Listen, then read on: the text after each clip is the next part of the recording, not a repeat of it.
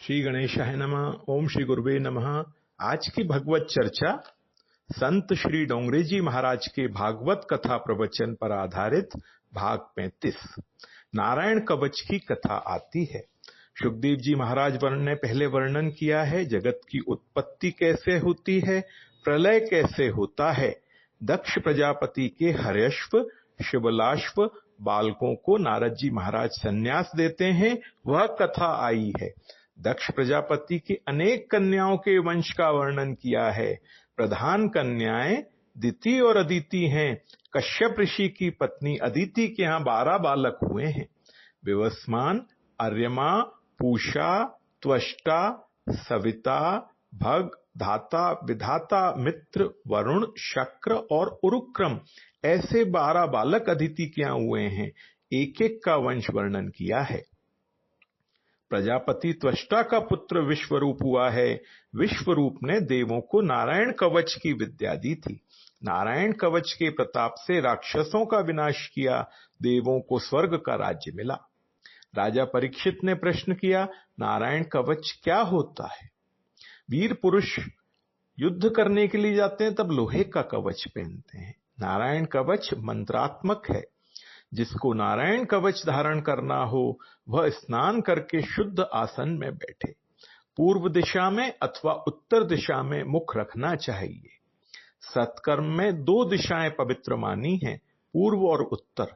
पूर्व दिशा में अथवा उत्तर दिशा में मुख करके बैठना चाहिए।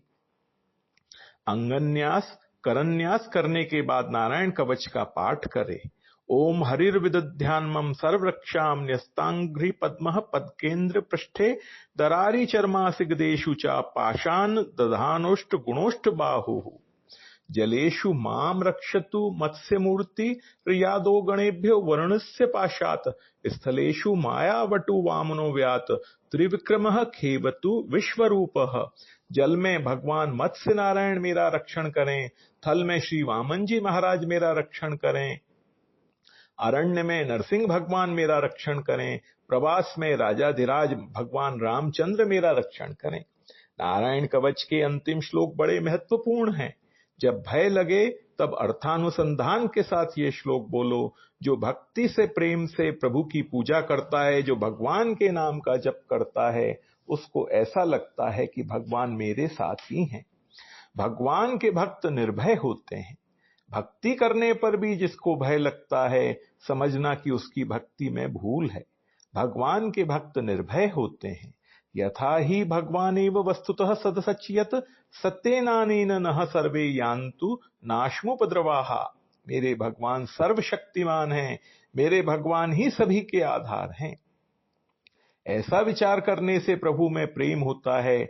आप जिस देव की पूजा करते हो वह देव क्या केवल आपके घर में ही बैठे हैं?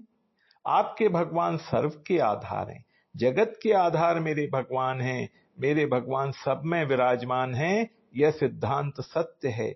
मेरा कोई बाल बांका नहीं कर सकता। मेरे भगवान ही सब में है। कोई मुझे मार नहीं सकता। नारायण कवच ब्रह्म विद्या है। ब्रह्म विद्या का उपदेश विश्वरूप करते हैं। जिसकी ब्रह्म दृष्टि स्थिर है उसी का ब्रह्म ज्ञान टिकता है। ज्ञान प्राप्त करना कठिन नहीं है, ज्ञान में स्थिर रहना बड़ा कठिन है। इसके बाद श्री डोंगरे जी महाराज चर्चा करते हैं इंद्र के द्वारा विश्वरूप का वध। विश्व शब्द के 2 अर्थ होते हैं। विश्व शब्द का अर्थ है जगत और विश्व शब्द का दूसरा अर्थ होता है विष्णु भगवान। विश्वम विष्णु वषट्कारः।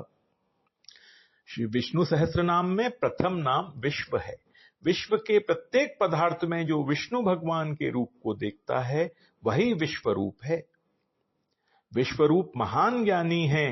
नारायण कवच ब्रह्म विद्या का उपदेश करते हैं। जिसकी ब्रह्म दृष्टि स्थिर है उसका कोई शत्रु नहीं, उसका कोई मित्र नहीं। एक बार राक्षस आए और विश्वरूप से कहने लगे, यज्ञ में हमको भी आहुति देना। विश्वरूप ने विचार किया, ये राक्षस मेरा क्या बिगाड़ने वाले हैं, मेरा कोई शत्रु नहीं है। विश्वरूप यज्ञ में राक्षसों को भी आहुति देने लगा। इंद्रदेव को अच्छा नहीं लगा। राक्षसों को आहुति देने से तो राक्षस बलवान हो जाएंगे। इंद्रदेव ने विश्वरूप का मस्तक काट डाला है। प्रजापति त्वष्टा ने जब सुना कि मेरे पुत्र को इंद्रदेव ने मार डाला, तब उन्हें बहुत खराब लगा। मेरा पुत्र बड़ा भोला था, बड़ा सरल था, देवों ने अपना काम होने के बाद उसे मार डाला है। अब मैं ऐसा यज्ञ करूंगा कि यज्ञ कुंड से इंद्र को मारने वाला राक्षस उत्पन्न होगा। इंद्र को मारने वाला पुत्र हो, ऐसा संकल्प करके यज्ञ करना है।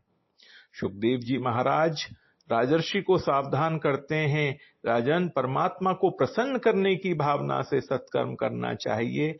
ऐसे सत्कर्म में थोड़ी भूल हो जाए तो भगवान क्षमा करते हैं, किंतु सकाम कर्म में थोड़ी भी भूल हो तो क्षमा नहीं, सजा है। इंद्र को मारने वाला पुत्र हो, ऐसी इच्छा रखकर त्वष्टा यज्ञ करने लगे। आज यज्ञ के मंत्र में उनसे थोड़ी भूल हो गई। इंद्र शत्रुर विवर्धस्व बोलने के स्थान पर इंद्र शत्रु विवर्धस्व बोला है। इंद्र से द्वेष होने के कारण ई को ई और शत्रु को शत्रु गुरु स्वर में बोल देने से मंत्र का भावार्थ बदल गया, अर्थात इंद्र को मारने वाले के स्थान पर इंद्र से मरने वाला, ऐसा अर्थ हो गया। इससे इंद्र के हाथों मरने वाला पुत्र उत्पन्न हुआ। फिर तो यज्ञ कुंड से एक भयंकर राक्षस बाहर आया है, उसका नाम वृत्रासुर रखा है। वृत्रासुर देवों को त्रास देने लगा। देवों ने परमात्मा की स्तुति की है, प्रभु ने आज्ञा दी, उस आज्ञा के अनुसार दधीचि ऋषि की अस्थि का वज्र बनाया है। उस वज्र में परमात्मा ने अपना तेज डाला है। उसी वज्र को हाथ में लेकर इंद्र वृत्रासुर के साथ युद्ध करने को गया है। भयंकर युद्ध हुआ है। युद्ध की कथा बहुत वर्णन की है। इंद्र के हाथ में वज्र है, वज्र में नारायण है। इंद्रदेव को भगवान का दर्शन नहीं होता है। वृत्रासुर राक्षस तो है, किंतु श्री कृष्ण कृपा पात्र देवीय जीव है। वृत्रासुर को वज्र में भगवान का दर्शन हुआ है। वृत्रासुर भगवान की स्तुति करता है। इंद्र को कहा है, इंद्र इस युद्ध में तेरी जीत होने वाली है, मेरी हार होने वाली है। मेरी भले ही हार हो, मैं ऐसा मानता हूं कि मेरे ऊपर भगवान की बहुत कृपा है, इसीलिए मेरी हार होने वाली है। जिसके ऊपर भगवान विशिष्ट कृपा करते हैं, उसको लौकिक सुख ज्यादा नहीं देते, उसको अलौकिक आनंद देते हैं। वृत्रासुर कहता है, इंद्र इस युद्ध में तेरी जीत होगी, स्वर्ग का लौकिक सुख तुम्हें मिलेगा। इस युद्ध में मेरी हार होने वाली है, किंतु मेरी भले ही हार हो, मैं भगवान के धाम में जाने वाला हूं। मैं ऐसी जगह में जाने वाला हूं जहां जाने के बाद जीव फिर संसार में आता ही नहीं। मेरे ऊपर भगवान की बहुत कृपा है, इसलिए मेरी हार होने वाली है।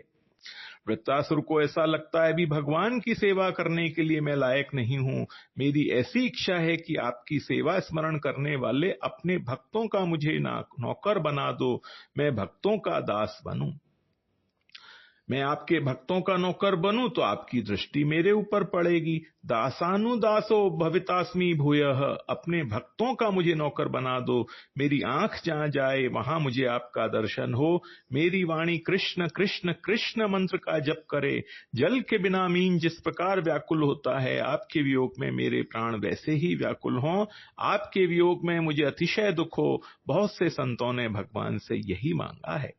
भगवान के वियोग में जिसके प्राण व्याकुल होते हैं, वही भक्ति कर सकता है।